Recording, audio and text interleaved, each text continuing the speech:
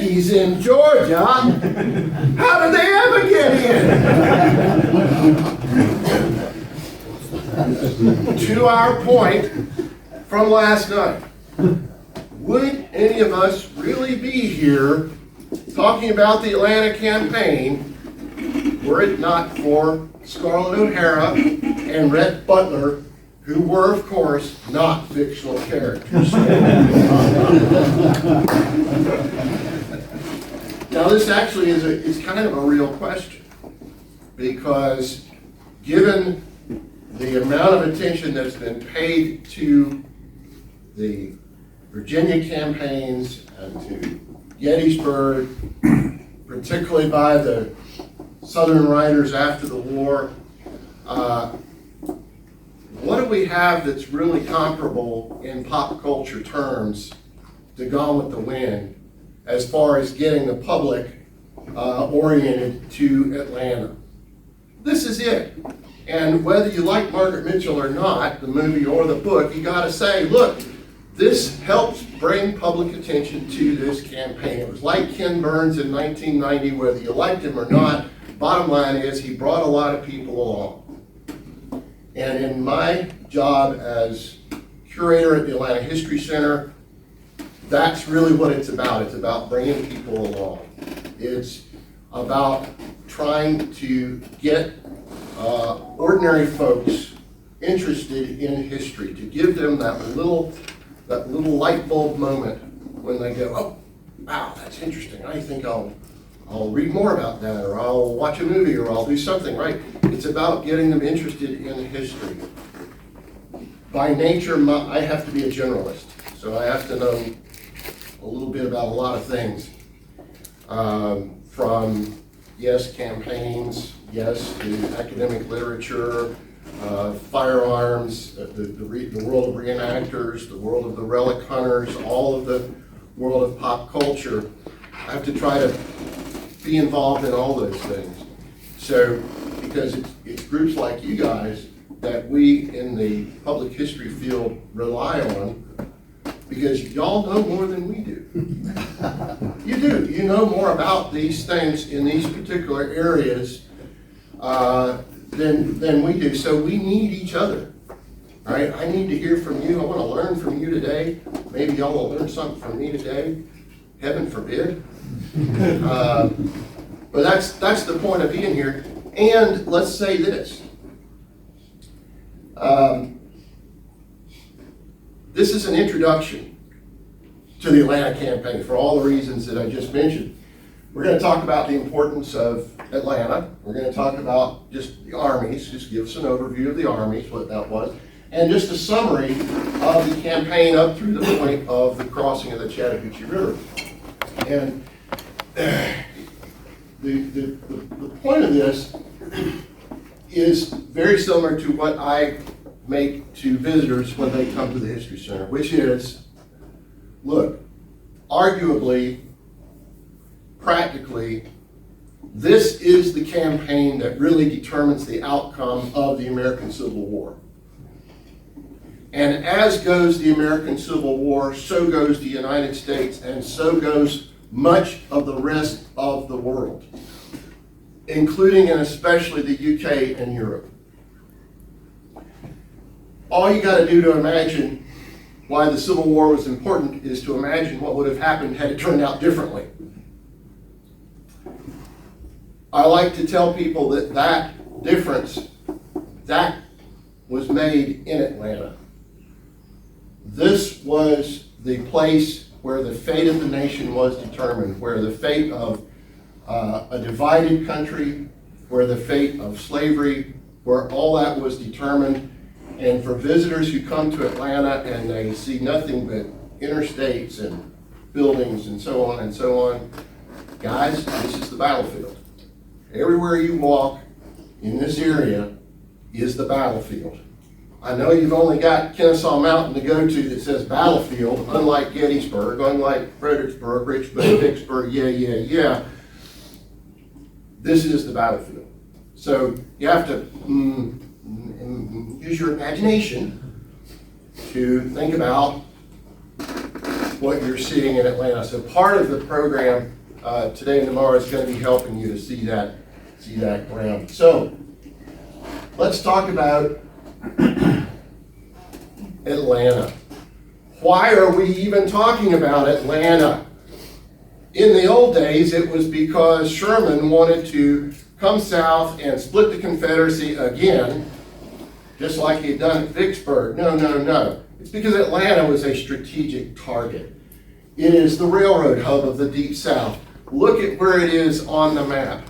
It is the hinge point between East and West. Everything flowing from Richmond to the Western Confederacy and vice versa will go ultimately through Atlanta, or at least through Georgia. This view of the Central Passenger Depot in 1864, just built in 1851. Atlanta was only founded in 1837, which is like a fly speck in British history. Only founded in 1837, only got about 12,000 people at the beginning of the war, but it's already become this strategic railroad hub. And all you got to do is to think about, I love this trick, I was able to do this, good. Getting better at PowerPoint. Look at where the Confederate manufacturing, what manufacturing the Confederacy does have. Now, granted, that's about 15 to 10% of the comparable manufacturing in the northern states. But by the time we get down to 1864, and the Confederacy has lost so much of this territory from the Mississippi River, New Orleans, all the way up through Tennessee, coastal enclaves, the Confederacy has lost this territory, and so aside from Richmond, which really is a strategic, if there's any place that's of more strategic value than Atlanta, obviously it's got to be Richmond because of it's the capital. It's the place everybody's looking to, as a bellwether for the course of the war, and it is a manufacturing center. But the rest of the manufacturing is really now concentrated down here in this area, in this Confederate heartland, where the Yankees are least likely to come. So your great Confederate arsenals, the manufacturing, concentrated here in Augusta, the three great arsenals at Augusta, Macon, and Columbus in Georgia, Selma in Alabama, and they are all connected by rail to Atlanta. Atlanta is the hub with 4 railroads converging in its orbit. And this is the Confederate heartland. This is Sherman's target in 1864. This is what will make or break the Confederacy, is this right here. Here are some of the products. These are all objects in our museum. Granted, you mainly think of war production as being firearms. That's not so in the case of the Confederacy. There's actually very few firearms made in the Confederacy. Of course, most of them are purchased from over here. They were better guns. But what these manufacturing centers in Georgia and Atlanta are especially good at is the ammunition. This is the Ordnance Depot here at Columbus, Georgia. These are actually buckshot rounds. The clothing. This is a close-up of a mark inside a jacket. Georgia Soldiers Clothing Bureau, Augusta, Georgia. You can barely read that. And then, of course, leather. All of the shoes, the accoutrements, the belts, the cavalry gear, the saddles, and so forth. A lot of that infrastructure stuff that you need to run an army, that's all being provided out of Georgia. Less so stupid things like these knives that Governor Brown of Georgia thought would be just dandy in case the Yankees came to visit your plantation, and in case something untoward were to happen. Well, since we need the guns for the front, we'll get you guys to make these knives. One of the worst wastes of metal ever. The single most important point, I would argue, in the Confederacy is actually in Augusta, which is where 95% of the Confederacy's gunpowder is being made. Here at the Confederate States Powder Works in Augusta. Here it is in wartime. This was a manufacturing facility literally built from scratch in 1861. This is one of the Confederacy's great success stories.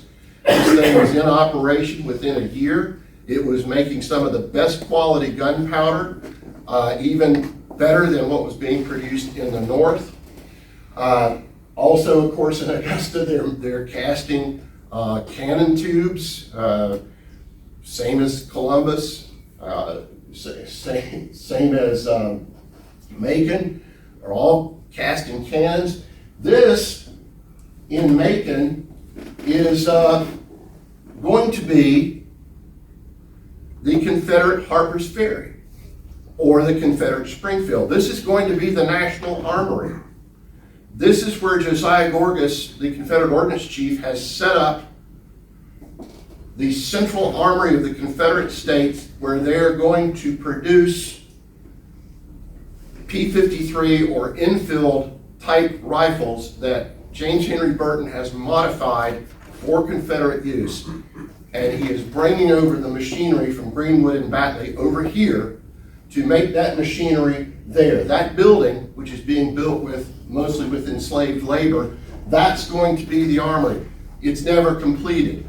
The machinery, most of it actually does get over to the United States, to the Confederate States, never actually completed. But anyway, the point being here is Georgia. Georgia's the place where this is going on. Here's another little fun piece from our collection. We're still finding things, of course. As I said, everything's a battlefield. So, you know, every several months somebody finds a cake weight that they think is a cannonball, and maybe once in a while it really is. And then once in a while there's this huge scare like there was at Kennesaw State where they evacuate the campus because they're afraid it's going to blow up, which it doesn't, but never mind, we'll go into that later. But the point is, there's two wonderful artifacts that literally came out of the ground when the interstates were going into Atlanta in 1960. This was an unknown cache of arms and equipment that had been left behind when Atlanta fell. We don't know exactly what that facility was. Here's the newspaper article. Here is this wheel, which I think actually is a pulley wheel from machinery. And then this box right here is fascinating. This is a shipping box for two 32-pounder spherical shells. And on it, and the shells are still in there, right? There it is. Okay, and there's the bulldozer, shovel. It's got an address on it. G-E-N-L Johnson. Next line. Atalanta, A-T-A-L-A-N-T-A is spelled, okay, G-A. To General Johnson, Atlanta, Georgia. So it's coming from probably Selma or Augusta, don't know which. 32-pounders never set up, so far as we know, in the Confederate defenses, which might explain why it was in this arms cache that was discovered underground in 1960. And just when you think that this is unique, turns out there's two others of these that have also been discovered that have the same marking on them. This was Beverly DuBose, the great relic hunter and collector who built most of our collection at the History Center. He came up with this one. I'm sure he's down there. That's what we would call looting today. But since we put it to good use, good educational use, it's now called a collection. Here's Atlanta in 1864. We've gone from about 12,000 residents to about 20,000 residents, primarily because of the war industries that are employing people in Atlanta. And of course, look at where, you see that's the central passenger depot that we were just pointing out in the photograph. And Atlanta is really built around that point. Atlanta is a railroad town. There is no navigable river. The Chattahoochee is not navigable as far up as Atlanta. So we were founded as a railroad terminus in 1837. This painting by Wilbur Kurtz, Wilbur Kurtz, the great historian and illustrator who was also the technical historical advisor for Gone with the Wind, was asked to come out to California for the filming of the movie, make sure the sets were accurate. So he went the whole 9 yards and researched what Atlanta should look like in 1864. And as a result of this research, 5 years later, after having built the sets or supervised the building of the sets for Gone with the Wind, he produced this bird's eye view, this painting. And part of that is based on the photographs that we have of George Barnard. You will recognize these later. For example, the Atlanta Intelligencer office is right here. This is Peachtree Street. We will see some photographs tomorrow from that. So this is your central business district here, which will all be wiped out by Sherman. Over here, to give you an idea, this is the City Hall, which will later be the Capitol building in Atlanta. The only thing that Kurtz probably didn't do right on this was there's a lot of greenery and it looks very pastoral and nice up here. And in fact, it was probably a lot of open fields and cows and things that cows produce. We're still kind of a frontier kind of town here with not any paved roads, okay, I'm just saying. But, great painting. Yes, a railroad town. And we have a railroad. Specifically, we have a locomotive. The locomotive Texas, built in 1856, serviced the Western and Atlantic Railroad, the railroad that connected Atlanta to Chattanooga. The reason that Atlanta was on the map, the founding point, the terminus point, was the terminus of the Western and Atlantic Railroad. This locomotive served that railroad. This locomotive carried freight for the Confederacy. This locomotive was the one in 1862 that won in a great locomotive chase. That other locomotive, the General, which was hijacked, that's up in Kennesaw. That still survives. So we have two locomotives from the Atlanta campaign. Locomotives were so important for Atlanta that in the city seal, the first city seal, what do you see? What's the symbol of Atlanta? Locomotive.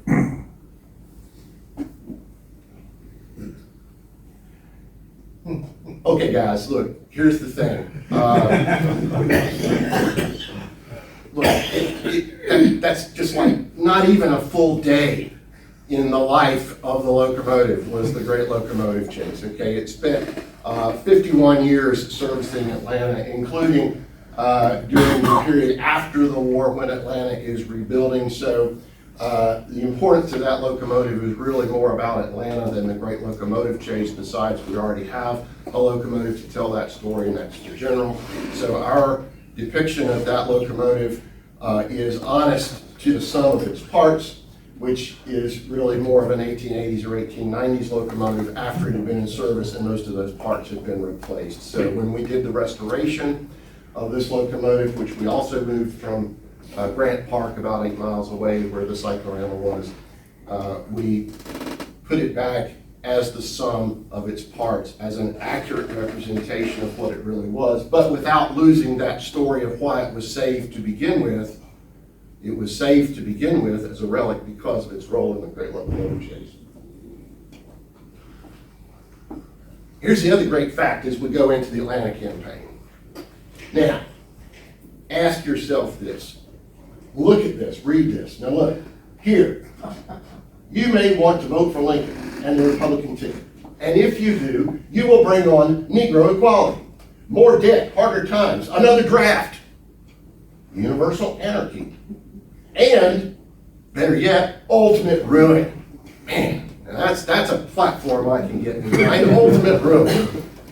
Now, on the other hand, here's McClellan, Democratic ticket, defeat Negro equality, restore prosperity, reestablish the Union, and an honorable, permanent, and happy peace. Ah, who wants that? Lincoln is up for re-election in the fall of 1864. His campaign has become a referendum on the conduct of the war, on the conduct of the Union Army's attempt to restore the Union of States and to enact emancipation, to enact freedom effectively for 3.5 to 4 million enslaved people. Democratic nominee George McClellan, who you know very well, was nominated on a peace platform essentially to say, hold the phone. We don't necessarily need any of that. We have been fighting too long and too hard. There are too many widows. We've expended too much blood, too much treasure. We must end the war. Forget emancipation. It's okay. Lincoln needs a victory. He needs a major victory in order to convince a doubting northern population that the war is winnable. All right, this is after Vicksburg, this is after Gettysburg, this is after all this. By the time we get into which we will, August of '64, we're at a standstill, a point of stalemate. And it looks to the northern population like the war is not winnable. Lincoln needs victory. Atlanta is going to give him that victory. And if you don't think people are thinking about this, just read what they're saying. Right? There's lots and lots of quotes. But look at this one. Massachusetts guy. Abolitionist. The time has come to march through this nest of vipers with fire and sword to liberate every slave. Jefferson Davis answers, we are fighting for independence, and that, or extermination, we will have if we have to see every southern city in flames. He will come close to getting his wish. Here's the man that's going to do it.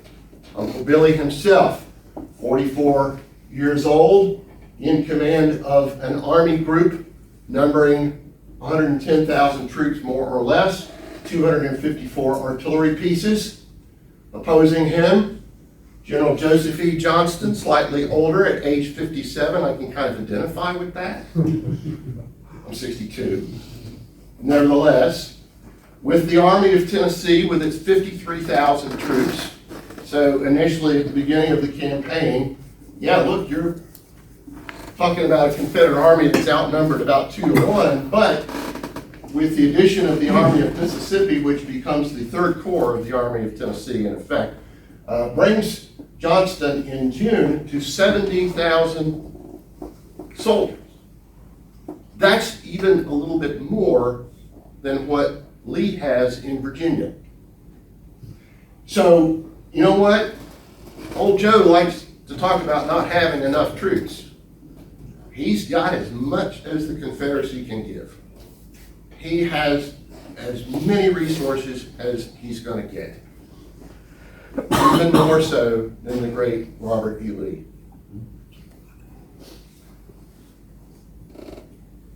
Sherman enjoys a great relationship with his immediate commander. Ulysses S. Grant has given him instructions pretty explicitly. He says, yeah, I want you to move against Johnston's army. I want you to break it up, break up Johnston's army, get into the interior of the enemy's country, inflict as much damage as you can against their war resources. He doesn't specifically mention Atlanta, but I think it's pretty clear that that's what he means by damage against war resources, because that's what Atlanta is. It's a war resource. So is all the railroads that come with it. Sherman, of course, for his part, you remember the famous quote about his friend Sherman, his friend Grant. You know, he says, you know, he stood by me when I was crazy. And I stood by him when he was drunk. Now we stand by each other always. They're buds, right? They're very clear with each other. They have confidence in each other's abilities. Sherman was by far and away Grant's first choice to do this work. while Grant is working on Richmond, he sends his most trusted subordinate, not necessarily his best, but his most trusted, William T. Sherman. Joe Johnston, on the other hand, not such a great relationship with his commander-in-chief, Jefferson Davis, and not really clearly defined objectives in the same way. I don't think they've really talked about the possibility that you may have to choose between the strategic objective of Atlanta and preserving your army. On the one hand, you have to have Atlanta because of all of the war production, the railroads, and all the things that we've talked about. On the other hand, you got to have the army because without the army, you got no Confederacy, right? The field armies of the Confederacy are the Confederacy. And right now, this is one of the two major field armies in the Confederacy. Yeah, okay, we got the Western armies, I know that. Yeah. But right here, these are the stakes we're playing for. Joe Johnston, have you thought about this? Sherman commands the Army Group, which we called at the time the Military Division of Mississippi. Here's the rundown of your starting lineup. We have talked about a lot of these folks already. I'm sure we'll talk about them some more. There are some better qualified people than I to discuss these individuals. But let me point out, working in the Army of the Cumberland, that's Oliver Otis Howard right there with the 4th Corps, working with the 20th Corps. That's Fighting Joe Hooker, who we might just see him redeemed in this campaign. Working with the Army of the Tennessee, the Tennessee, very important people. All right. John Alexander Logan, the best fiddler in the Army, which qualifies him above and beyond all of it. Grenville Dodge. Tom Sweeney's going to get in a fight with him. Frank Blair, from one of the great political families. Jacob Cox in the 23rd Corps.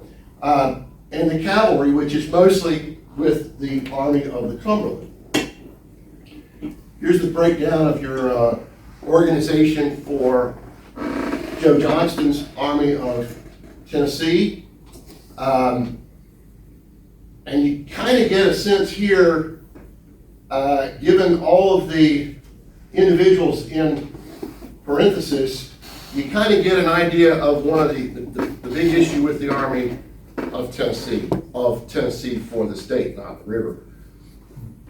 Look, we're already on the 4th commander of this field army.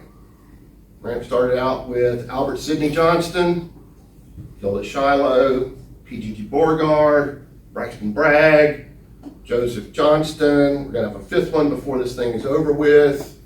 It is probably one of the most dysfunctional armies in terms of command structure that we've ever had, a lot of infighting. I think you're familiar with a lot of that already, but it's not going into battle with the kind of command efficiency and confidence that Sherman's Army Group is going in with. Straight from Wikipedia, the most reliable source on the internet, I give you these numbers, which are debatable, the breakdown of numbers, but what I just want to cover briefly is, notice this is the 110,000 number that we had to start the campaign. That's actually going to increase just a little bit with the addition of extra troops from the 17th Corps. So Sherman's going to go up just a little bit, but notice by the time you get down to the end of the campaign on August 31st, you're at about 81,000 soldiers. So you've gone from circa 110,000 to 81,000. That's 40,000. I know, yeah, you're thinking casualties. That's right. That's not necessarily battlefield casualties. A lot of that is illness and fatigue, because this is going to be one of the hardest, worst campaigns. When you read what the soldiers had to say about it, it's going to be one of the worst of the war. Now let's look at Johnston. Starts out here, circa 50,000, 52,000, 53,000. Actually, again, Davis and the Confederate government, they're giving him everything they got. They're going to give him, okay, granted it is Leonidas Polk, but nevertheless, they still give him another corps, essentially bringing his total up to that number that we discussed a second ago. But look, the same thing. Look at what's going to happen to those forces by the time you get down to August 31st. So you're seeing on both sides attrition. A lot of attrition on both sides. This is going to be a campaign of maneuver, of constant contact, and attrition. Very much, as we discussed yesterday, a different kind of deal than what we were seeing in Virginia with Grant. A few points I just like to make about the Union forces, if you could read that. They're Westerners, okay? They're not, as Richard McMurray says, in not politically correct terms, when he says, they weren't like those effeminate Eastern Yankees. These are hard-fighting Western boys, right? This is Ohio, this is Indiana, this is Illinois, this is Michigan, this is Iowa. You have two divisions of the 20th Corps. Yes, they are Easterners, but even those guys are veterans of Chancellorsville and Gettysburg. And boy, do you think that they want to give it to the enemy harder than anybody else. Absolutely right. The majority of these soldiers, by the way, these Westerners, they have never tasted defeat. They have been victorious in every battle. Nearly so. Especially the Army of the Tennessee. Sherman's old army. Grant's old army. You look back here, go back for a second. Notice what you have here in terms of the numbers, and I'm sure Brian's going to make this point. The Army of the Cumberland, by far the largest of the three armies, at coming in at 73,000. Army of the Tennessee and Army of the Ohio are the smaller of the two. Sherman is going to use the Army of the Cumberland to kind of fix Johnston in place while he sends the other two around to the flanks. And those, in his mind, I think, the Army of the Tennessee especially, the most aggressive and the best soldiers. So that's part of why, because they have never known defeat, in essence. They're using, most of these soldiers are using the best arms available at the time. The mass-produced Springfield 58 caliber, or in some cases, 5.77 or 58 caliber British P-53 infill type. A lot of breech loaders and repeating rifles, especially among the cavalry. Fewer artillery pieces relative to the size of the army in Sherman's battle group. But they're more rifled guns, and they're lighter weight. So they're better guns, maybe fewer of them. Cavalry in 4 divisions, operating independently, not so well led. We'll hear some more about that, but very well armed, yes, with repeating weapons. But look right here, this is the thing I want to emphasize. 25,000 non-combatants, including the railroad operators, the repair crews, the logistics and supply guys, right? You got this supply line going all the way back into Ohio, essentially. You got this vulnerable railroad. Is dependent entirely upon the Western and Atlantic Railroad for supplying his forces. And the undercooks. The undercooks. This is a term that's relatively new, but that refers to formerly enslaved, now freed men who have signed up on the rolls in the Union Army regiments as cooks, stewards, sometimes teamsters. They're in non-combatant roles, but Sherman, being Sherman, says, I don't want any slackers in my army, so when you guys get into combat, you become stretcher bearers. When we say undercooks, that's the term that's usually used in the roles to denote such people, but these are also the guys that you will see This is not just a white army. Yes, primarily a white army because Sherman is not the most racially progressive guy. He didn't want black combat troops. Didn't have them in his front ranks. But he did have these guys, so it's not an all-white thing, even, and neither is the Confederate effort. Neither is the Confederate Army. There they are. You recognize these guys? Those are some hard fighting Western boys right there. Look at those hats. Look at that. Look at this. I love this guy right here. Look at that. Yeah, I'll walk in one of those. Yeah. This happens to be the 125th Ohio from the 4th Corps, but it could be almost any of them. Meanest set of men that was ever thrown together. They make it a point to abuse every man or everything they see. They always feel bullied. Bully. Bully is a term we don't use near enough anymore. Bully. Are we feeling bullied? Aye. We're feeling bullied. Aye. Indeed we are. Now, Confederate forces. Yeah, they're also primarily from the western states. None of those effeminate eastern Confederates. No, that's not right. None of those fire-eating, unreasonable South Carolinians who refuse to see reason and who get the rest of their southern states into trouble and then back out again. I can say that because I'm from South Carolina. We got you into this thing. Now you, Georgia and Virginia, you go finish it. We're going back to South Carolina. Okay. Only 4 regiments from South Carolina in the Army of Tennessee, 2 from North Carolina, 1 from Virginia. When you hate to be those Virginians serving in the Army of Tennessee while all your comrades back home are making the headlines in a good way. Yes, these guys have tasted. A quarter of Johnston's forces have been captured before. Donelson, Vicksburg. They too are using, for the most part, the best firearms, but they include some Austrian Lorenz muzzleloaders. A few are still armed with the old 69 caliber smoothbore, so they're not quite as good at long range, but most of the fighting in this campaign is going to be at short range, when a 69 smoothbore firing buckshot like we saw will be just as good, if not better, than a long range Enfield or Springfield.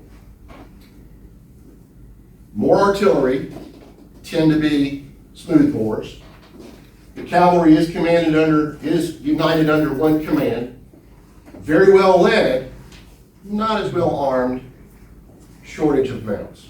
We'll hear much more about the cavalry. I'm not going to get into that. Same thing, only you will notice these guys are prisoners. This is Camp Douglas. I'm going to imagine, I don't know, perhaps some of you have identified these, or perhaps these have been identified more closely, but as far as I know, they are just Western troops. I do not know a specific designation on them. But look at those guys. Look at this effeminate Eastern Yankee who's guarding them. You know, they're just itching to take him out in a fight. They would just kick them anyway. This is a war of logistics. With those supply lines stretching north to Chattanooga, Nashville, Louisville, the Union Army needs 700 tons of food and forage, 75 railroad cars a day, 50,000 animals. Let's not forget that. This is an animal-driven, powered army.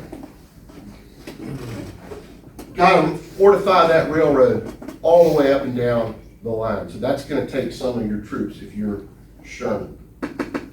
And once you get off the railroad, how do you get from the railroad head to the camps? You need one of these. You need a 6-mule army wagon. Just so happens the Atlanta History Center has the only one of these that we know of that is still in original intact condition, and it was used by the 20th Corps, 2nd Division, came right along West Paces Ferry Road in front of our museum. Yes, that was once termed Sherman's War Wagon. It's a 6-mule Army wagon. This is the thing that is going to be more important, perhaps even than those rifle muskets, even more important than those artillery pieces, is this supply line and these wagons and the mules needed to carry them, to pull them.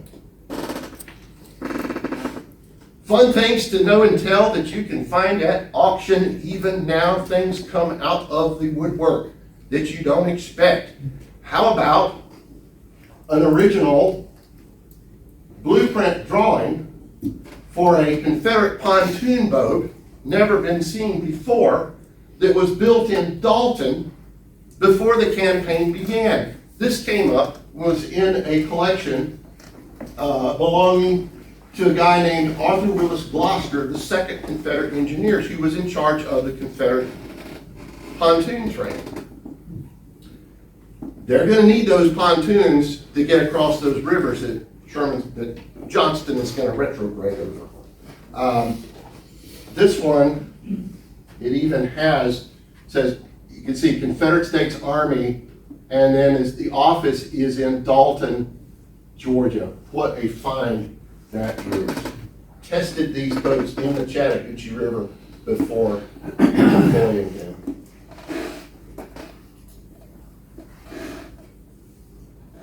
Terrain here definitely favors the defender.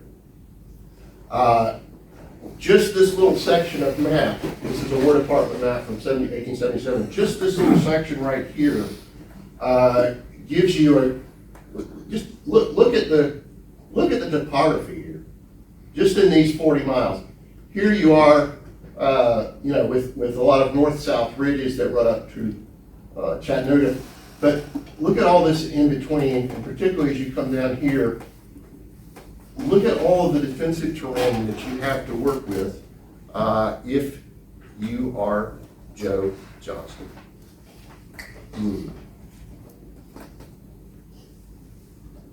That's the kind of thing we're talking about here.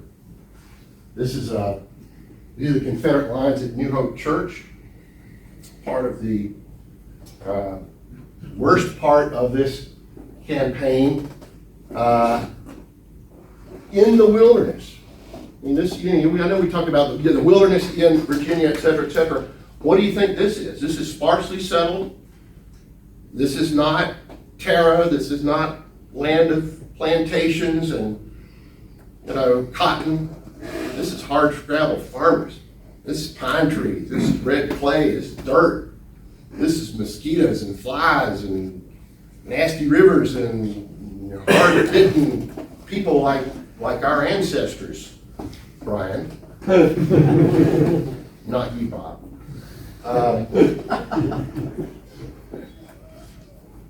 How are you going to find your way through that wilderness? Here's where the Union Army has, I think, an interesting little advantage that not many people talk about, which is in maps. And particularly not only just the quality of maps, but the ability to reproduce them on a big scale and get them out to their field commanders. And previous to this time, of course, what you would do to reproduce a map is you would trace it by hand, right? Oh, but we have this new technology of photography. Let's photograph. Let's Xerox them.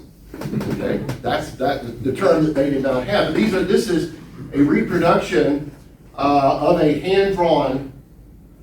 This is a pre-existing map of Cobb County, Georgia. Right? It's been traced in black ink, transferred to a glass plate, and then exposed to the sun. You can do this as many times as you want, and you can make as many of these photocopies as you want. What I love about this one, it says part of Cobb County, Georgia, printed at the Topographical Engineer's Office in the field, Big Shaney, June 12th, 1864. In the field, they're doing this on the run, on the fly. They're making these maps, they're giving them out to people. They know where they're going, they can get through the wilderness. The Confederacy does not have the same capacity to reproduce maps in this quantity, given the lack of printing, given the lack of technology. So So in a certain way, yes, the home field advantage because you know your home field, but not quite so much because you don't know how to get through the wilderness. It's not like everybody is from North Georgia and they know where all the streams and the rivers and the mountains are. No, they need maps too. They're not going to have, the Union Army has a little bit of an edge in terms of knowing their way through this wilderness. Y'all knew, I'm going to talk a lot about the cyclorama, okay, especially tomorrow, okay? Y'all just get used to it, all right? But I bring this in right now because to make the point, again, about an advantage that the Union enjoys over the Confederacy, and that is here, depicted in the painting of the Battle of Atlanta, July 22nd, 1864, here we see the 66th Illinois in this faux Battle of Atlanta, and they are charging to retake DeGrasse's battery with nothing but sheer courage and muzzle-loading rifle muskets with bayonets affixed. So it was just courage that enabled them to do this miraculous feat. That's what the painter said in 1886, but we know it wasn't so. By God, look at this. They had Henry repeating rifles, the most technologically advanced rifle of the time, 16 shots, 15 in the magazine, and a tubular magazine under the barrel, 1 in the chamber, boom. What an advantage this offers. This one belonged to a Private Enos Taylor of the Western Sharpshooters, became part of the 66th Illinois, engraved right there on the side. This one walked in to our museum shortly before the cyclorama opened. The man was kind enough and perhaps vain enough to want to see it on display. I said, yes, we'd be happy to display it. Would you loan it to us? Of course. And then later on, he was so pleased, and we were so blessed with a certain amount of riches that we were able to purchase it, and now it is permanently part of our collection. This is the only one of these things that we have. It's just an iconic weapon for the Atlanta campaign, especially given its role in that particular battle. Advantage to the Federals again in the long-range artillery, in this case a 20-pounder Parrott rifle. These are the guns that are going to be used to bombard Atlanta. These are the guns that are going to be able to reach out and touch the Confederates before they can reach out and touch you. With these explosive shells like this, this is one that Tom Dickey, the great relic hunter, recovered in the Atlanta area in pieces buried in the ground, which he was able to glue back together. And I love it because you can see, and this is real easy for anybody to see, kids, how these things work. Pieces of exploding shrapnel.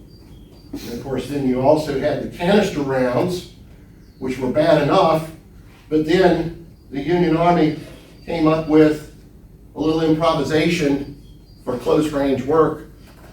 They took the cartridges that had been ruined by water, rain, or whatever. They saved the bullets, they put them in a sock, they took them over to the artillery and used them. They were known as the stocking legs. And the Battle of Peachtree Creek, one of the victors in that battle says to one of the battery commanders, "Sir, your stocking legs saved us. You were the ones who were able to repel the enemy by spraying this spray of mini bombs on the attacking force." One of the wonderful things about photography of this period is just how crisp the images can be. This is a great example. I don't know if you've seen this one or not, but this is the photograph of a 12-pounder, a smoothbore Napoleon, in the defenses of Atlanta in the fall of 1864, made by George Barnard. It is so clear that you can read what is written on the muzzle of the gun. And it is so clear that someone was able to identify that very gun, and more miraculously still, it was discovered to be sitting on the battlefield on display at Missionary Ridge, and the Park Service, in a rare piece of cooperation was able to transfer from one park to another. This gun now is at Kennesaw Mountain National Battlefield Park. Good on your Park Service. My God, and you can have an artifact here, you can bring it there without, that was just a ream of paperwork, but they managed it. And it's wonderful, you can read it. It starts here, 1,229 pounds, very convenient, tells you exactly what you need, if you're gonna lift it. The date of production, 1863. TJR, Thomas Jefferson Rodman, the inspector, number 211. It was 211th gun. I think this is a Revere Copper Company one. But I just love it. It's so rare to be able to identify a specific artillery piece to a specific place in time, because otherwise they were not serial numbered, and this information was not recorded in the books. So it is very difficult to identify a specific piece to a specific place. So this is one of those rare occasions. So when you go to Kennesaw, look for this one. What did the Confederates have to counter the superior range of the Federal artillery? Well, that would be up to you guys. And Joseph Whitworth, who produced the most technologically advanced muzzleloader, the most accurate muzzle-loading weapon of the time, the .451 caliber Whitworth hexagonal bore military target rifle, aka a sharpshooter rifle or a sniper rifle. These were known as the second quality, that had nothing to do with the quality of the bore or the range. It had everything to do with just the fact that it was not finished for civilian fancy use. It was for military use. This is serial number B547. This is in our collection, along with these rounds here that were recovered at the winter camp in Dalton, where there was a shooting competition to determine who were the best shots in the Army of Tennessee, who would therefore be allowed to carry one of these. The Confederacy imported about 50 of these, maybe. Supposedly $1,000 a piece in gold. Don't know whether it included the scope or not. 32 of them we know were utilized in the Army of Tennessee. So as the Federals are shooting at you at long range, and they can reach out and touch you, if you're the Confederates, you have your sharpshooters, you can reach out and touch their gunners at 800 yards, which is the same yardage that killed Sedgwick at the Wilderness, or longer. You can put a battery out of action by simply shooting the gunners. All right, this is kind of like drones taking on tanks now. All right, this was a real weapon of advantage. Just was in such small quantities, though. Didn't make very much of a strategic difference, obviously, but it could make a lot of difference tactically. Now, Bob is taking the side of the Confederate sharpshooter.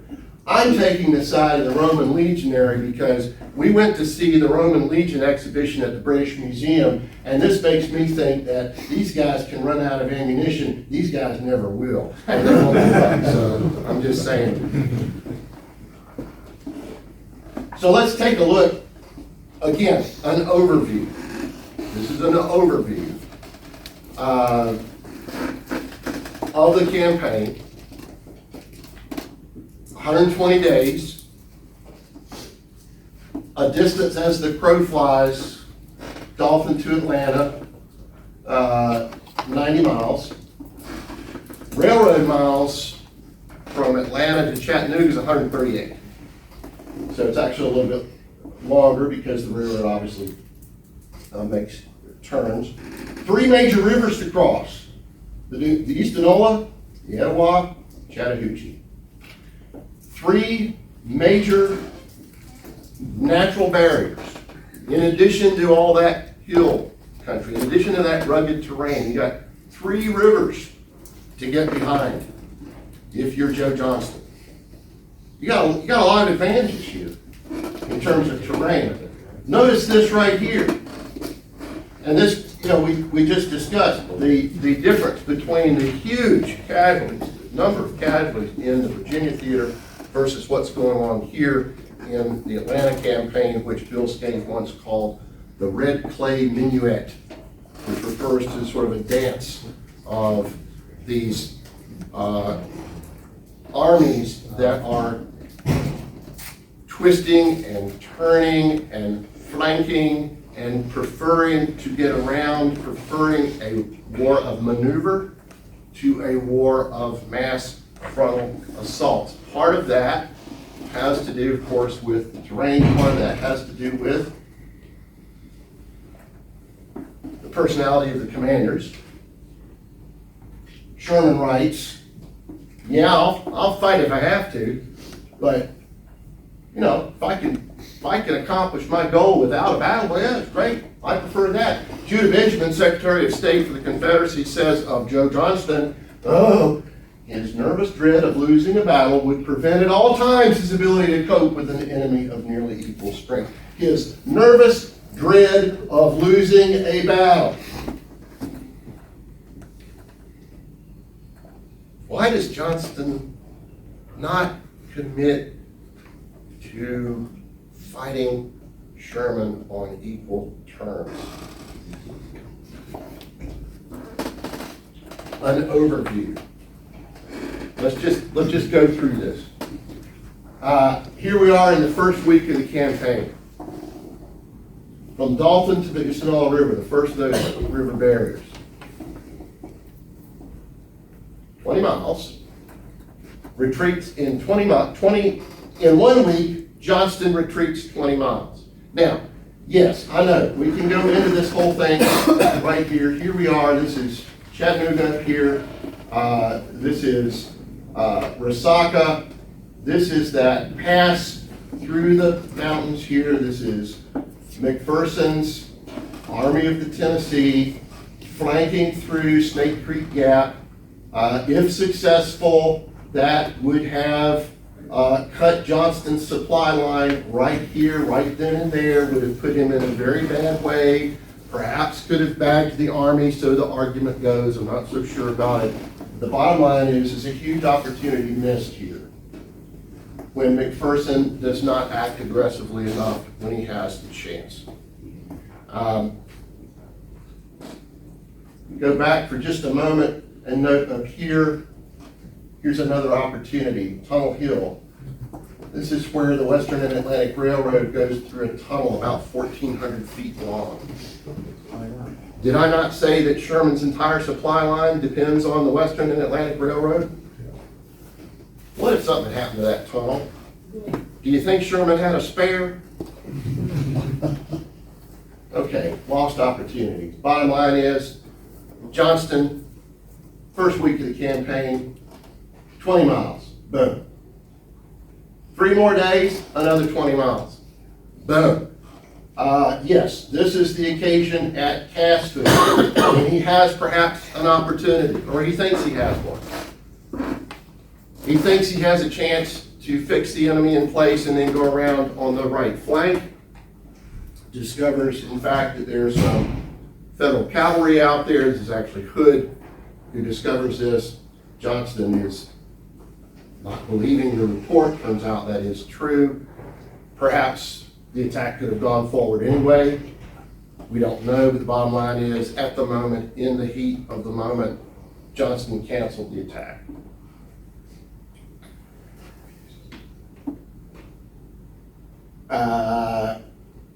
This probably would have been his best chance, perhaps, don't know. All that being said is, okay, 20 miles gone. Drop back. Now we're past the Etowah. We're getting awful close. Look where we are. all the way down to July 2nd, we've gone down another 35 miles. Here's the Chattahoochee River, here's that last barrier. There's Atlanta, it's only 15 miles away. Now, what is happening here, though, is that this is probably, in my view, Johnston's best act, right? Or perhaps Sherman's worst in a certain way. What follows. At this point, this is in May when Sherman goes off of his railroad supply line, swings out here to the west to the Dallas New Hope Church Pickett's Mill line, and gets off of his supply line and learns very quickly that that's not such a good thing. Maybe his wagons can't keep up.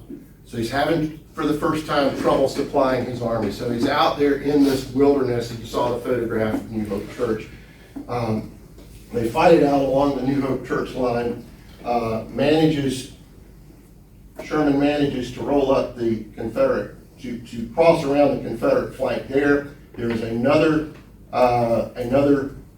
Confederate defensive line held here at Pine Mountain, Lost Mountain, and then finally the Confederates fall back to the Kennesaw Mountain line. Of course, Johnston had this great position at Allatoona, which was great, where the railroad passes through these great giant rock formations, and there's this little tiny path there. It's a wonderful defensive position, and Johnston says, just attack me here, please attack me here. Sherman says, no, you're not going to do that, man. I've been here in Georgia before. I was here in Georgia before the war. I'm not going to do that. Get on, Johnston. What do you think I am, a dummy? So he swings out to the west. So, bottom line is, though, a couple things happen for Joe Johnston. Big mistake. A couple of good things for Joe Johnston, right? And this is one of them. Poor Bishop Polk is perforated by a 3-inch projectile shell like the one we saw on the screen earlier. It doesn't look like that because the thing passes through his body from arm through body to arm, obliterating the man's body in front of Generals Johnston and Hardee, who had both been baptized by Bishop Polk earlier in the campaign. And Hardee particularly is just broken up by that. And you can imagine, all right, here's this guy, and whatever we want to say about Polk, as a general, they were buds, they were friends, Hardee especially. And you watch this guy, you watch this happen to him. And Hardee says something to the effect of, I can't imagine anything worse than this. Oh, my dear, dear friend. Sherman, on the other hand, said, well, Bishop Polk yesterday made good progress today. Great, move on. And now Johnston's going to make his stand. This is the best stand that he's going to make on the best terrain that he's going to have on the Kennesaw Mountain line. From June 19th to July 2nd, it's about 2 weeks on this mountain range of hills. He's going to hold that line, and he's going to tempt Sherman into making a frontal attack on June 27th, which turns out to be Sherman's worst mistake, worse than going off the railroad on the New Hope Church line. He makes this frontal attack all along the line. Up here, this runs north to south. Pigeon Hill, right in this area. Here's here's the 15th Corps, the Army of the Tennessee, making this assault. Pigeon Hill, if you go up there today, you'll still see where rocks are piled up. There's no dirt to make trenches. There's rocks piled up that Cockrell's Missouri Brigade used to shoot behind as these guys come up the ravine and they get the crossfire down on top of them. Here at the dead angle, probably the most famous point in the Atlanta campaign, when Thomas launches this attack in column against a portion of the Confederate line that is exposed and should be a natural flaw. It is a natural flaw in the line. It's a salient. It should be vulnerable. It isn't. Meanwhile, look down here. Here's the 23rd Corps. Here's Jacob Cox. Whoops. Find a way around the flank down here.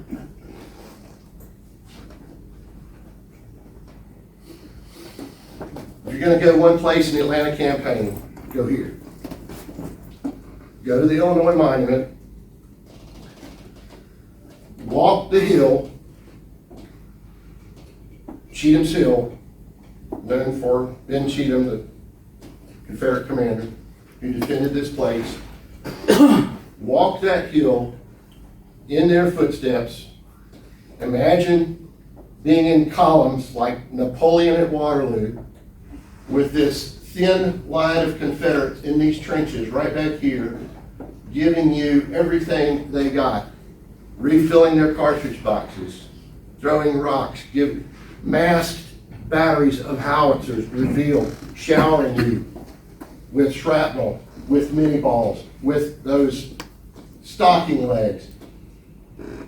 The Federals managed to make it up to this point, and there's a little defilade. Here's the Confederate line. Behind that little defilade, there's a little gap. You can't quite get your guns trained here. The Confederate line was not laid out exactly on the military crest. It was a little bit above it. So that gave the Federals a little chance to make a halt right here to dig some trenches. They're literally just a stone's throw from the Confederate lines. They're stalled here with their dead and wounded everywhere. There's a halt in the battle to collect the dead and wounded. If for nothing else, just for the sake of the stench, the Federals began actually to try to tunnel under the Confederate lines using cracker boxes, using hardtack boxes. This is the reason that Kennesaw Mountain National Battlefield Park exists, because the state of Illinois purchased this land and dedicated this monument in 1914. It was cheaper for the War Department later on to just take that gift of 60 acres that the state of Illinois was willing to give and build a park around it, rather than further south in Atlanta, which was needed for golf courses.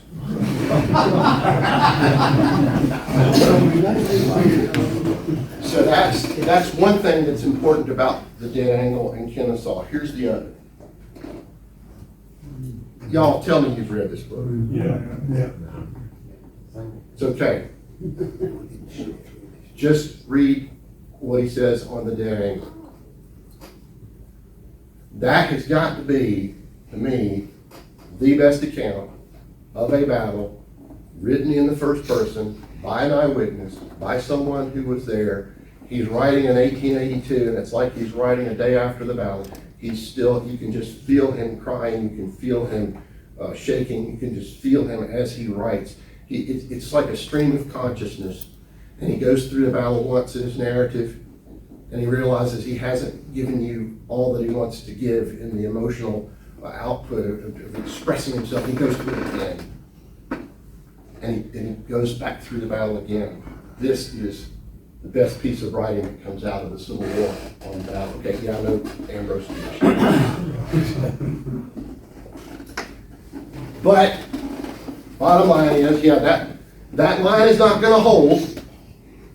Jacob Cox gets around the flank.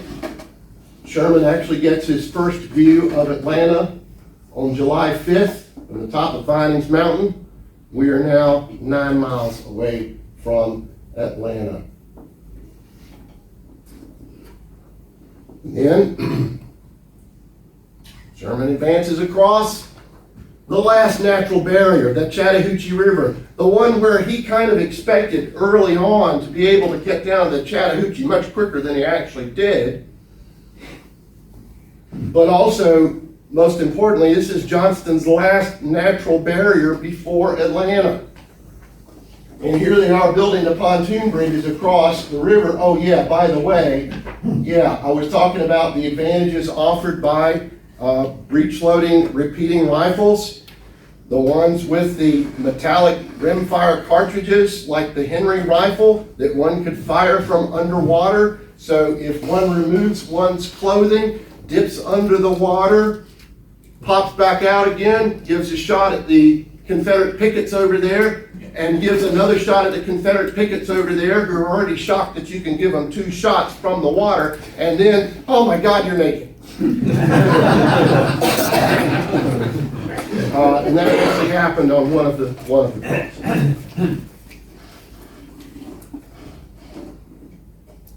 All right, guys, now look. Here you're Jefferson Davis. You're the commander-in-chief. And, you know, Johnston's dilemma has been here, you know, like, what are you going to do? Is it is it Atlanta or is it the Army? Joe Johnston, by this point, he's given up 9 defensive lines. He has just ordered the evacuation of the hospitals and the arsenals. He has just put on notice the prison camps that they should be prepared to move their Union prisoners. It looks for all the world like he's going to give up Atlanta. And he's really not talking to Jefferson Davis about it. He's not a very good communicator. And what's Jefferson Davis going to take away from this? He says, look, man, we cannot lose Atlanta. Jefferson Davis says, okay, now look, we are going to have to make a choice. Atlanta is a place we cannot afford to lose. We cannot afford to lose Atlanta. We must fight for it. Joe Johnston. So what are you going to do, Jefferson Davis? What would you do? Well, all right. How about William J. Hardee? Oh, dang, he's already said no once. All right. Then let's ask Robert Edward Lee, our best field commander by far. Lee says, it's a bad time to release the commander. We may lose Atlanta and the Army too. Atlanta and the Army too. Catastrophe. What think you of Hood? Davis asks. Lee responds, he's a good fighter, bold fighter, but I am doubtful as to the other qualities necessary.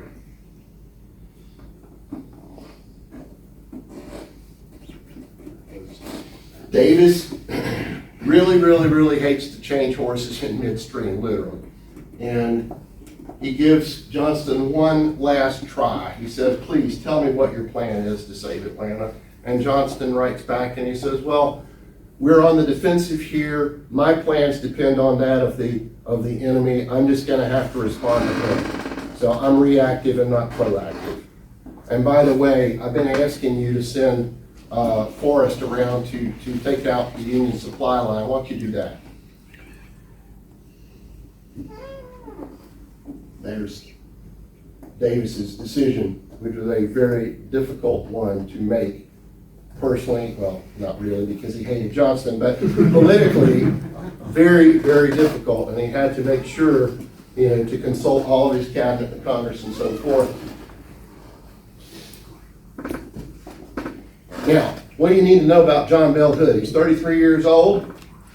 He has lost the use of his left arm. He has lost entirely his right leg. He is obviously a bold fighter, and after the war, he fathers 11 children in that condition. He is obviously a bold fighter. I can make a lot of jokes about that. By the way, 2 of these were, there were twins. Okay, so actually it was 9, two sets of twins, so of course actually 7, right? But 2 of them turned out to be twins. Nevertheless, that's the alternative that Davis chooses. And here's what he's got to work with. He's got the most fortified city in the North American continent except for Washington and Richmond. The 12-mile line, it's actually a 10-mile line designed by not Ulysses Grant, the other Grant, Lemuel P. Grant, for whom Grant Park is named in Atlanta, where the cyclorama was, Grant Park, extended by the military engineer from the Army of Tennessee, Prestman, which builds out these little ears on the north side of town. So this is where Hood. This is Hood's safe zone. This is his base. This is his safe zone. But where is he vulnerable? Of course, you got to keep those supplies coming in, or you can't hold. And right there, you've got that's the Western Atlantic to Chattanooga. Here's the Georgia Railroad to Augusta. Here, this one actually splits in two, goes to Alabama and to Macon. But that's what the battlefield looks like. This starts to look a lot like the Western Front. It's not Antietam. It ain't Gettysburg. This is a different war. This is 1864. This is a war of constant contact, constant attrition, fortifications. This is the pick and shovel. This is the wagon. This is the railroad.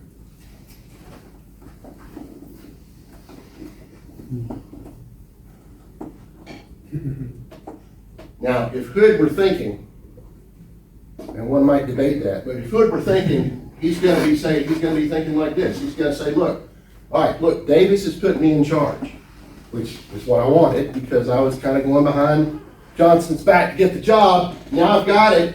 I can't lose the army. I can't pull a Vicksburg. I can't do a Pemberton and lose 30,000 men to surrender. But I got to fight for Atlanta. Numbers are against me. Not much room to maneuver. I'm south of the Chattahoochee River. There's no more natural barriers. Morale is sketchy, particularly after Johnston made the big speech saying he was going to lead us forward into battle at Cassville, and then he didn't do it. So here's the question. Once we're south of the Chattahoochee River, is the fall of Atlanta inevitable?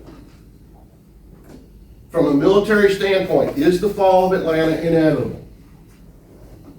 That's an open question. Various scholars can debate. Here's my answer.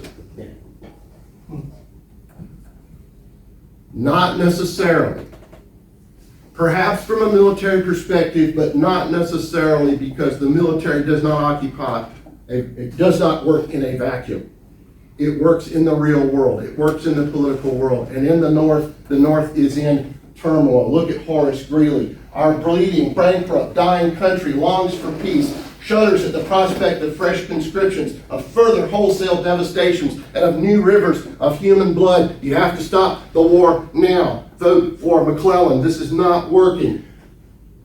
Confederates fully aware of this. Every bullet we send against the Yankees is the best ballot that can be deposited against Lincoln's election. Hold the line. If we can inflict enough casualties, if we can make it painful enough for them, if we can hold Atlanta, even if we sacrifice all of our armies, even if we sacrifice every man, if we hold Atlanta, it looks to the voting northern population like we're winning.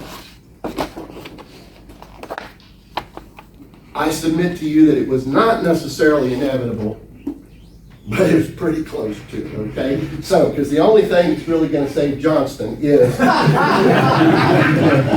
it's going to save Hood in Atlanta, is dinosaurs. And, you know, I don't know why this doesn't appear in the books, or none of the scholars. Brian doesn't have this in his book. I don't know why am I the only one that knows that? All right, I'm going to stop.